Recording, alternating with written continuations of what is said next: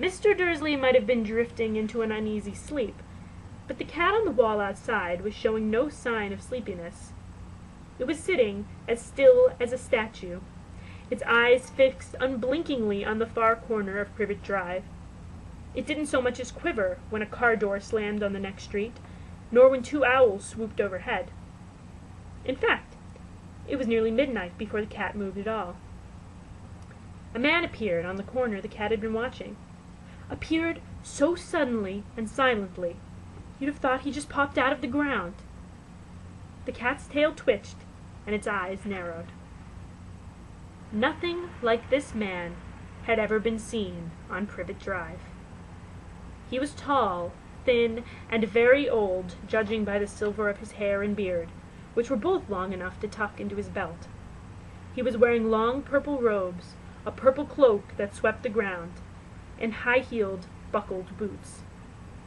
His blue eyes were light, bright, and sparkling behind half-moon spectacles, and his nose was very long and crooked, as though it had been broken at least twice. This man's name was Albus Dumbledore.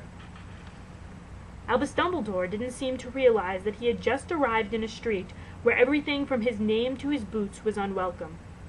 He was busy rummaging in his cloak, looking for something.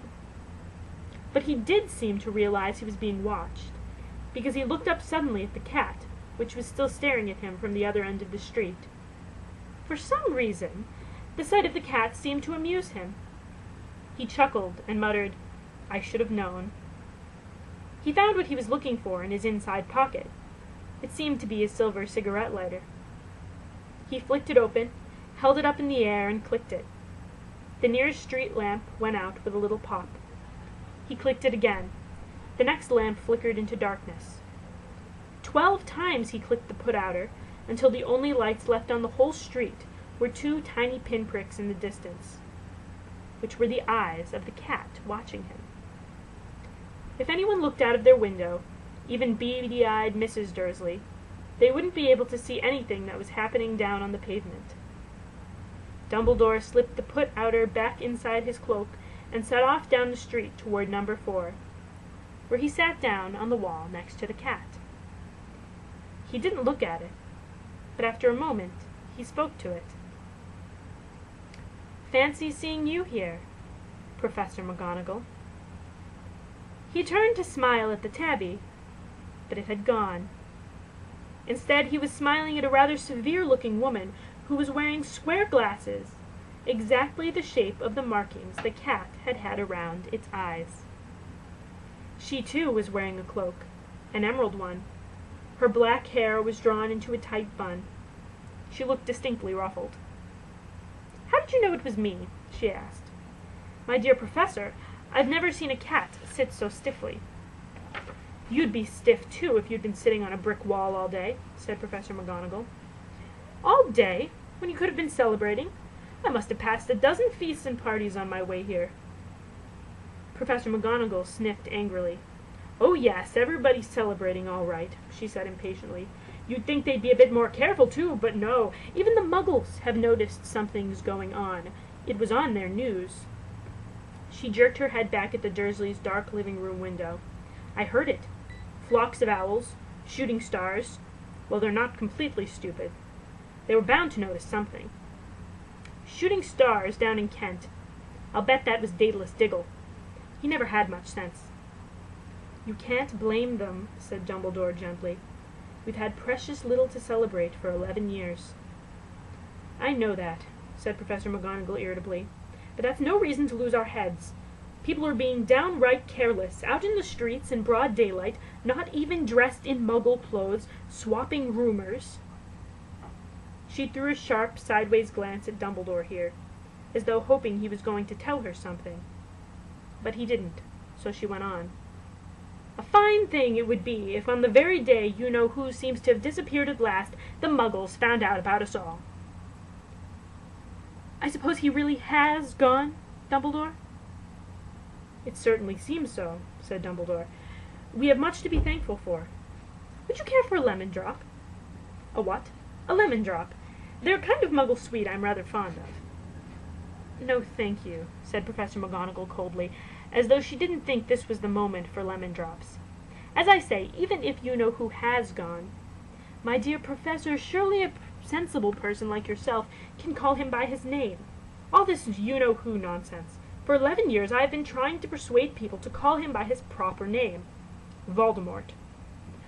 Professor McGonagall flinched, but Dumbledore, who was unsticking 2 lemon drops, seemed not to notice. "It all gets so confusing if we keep saying you-know-who. I have never seen any reason to be frightened of saying Voldemort's name." "I know you haven't," said Professor McGonagall, sounding half exasperated, half admiring. "But you're different. Everyone knows you're the only one oh, all right. Voldemort was frightened of." "You flatter me," said Dumbledore calmly. "Voldemort had powers I will never have.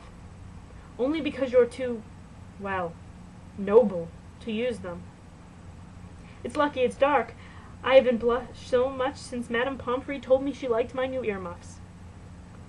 Professor McGonagall shot a sharp look at Dumbledore, and said, "The owls are nothing next to the rumors that are flying around. You know what they're saying? About why he's disappeared. About what finally stopped him." It seemed that Professor McGonagall had reached the point she was most anxious to discuss, the real reason she had been waiting on a cold, hard wall all day. For neither as a cat nor as a woman had she fixed Dumbledore with such a piercing stare as she did now. It was plain that whatever everyone was saying, she was not going to believe it until Dumbledore told her it was true. Dumbledore, however, was choosing another lemon drop and did not answer. "What they're saying," she pressed on, "is that last night Voldemort turned up in Godric's Hollow. He went to find the Potters. The rumor is that Lily and James Potter are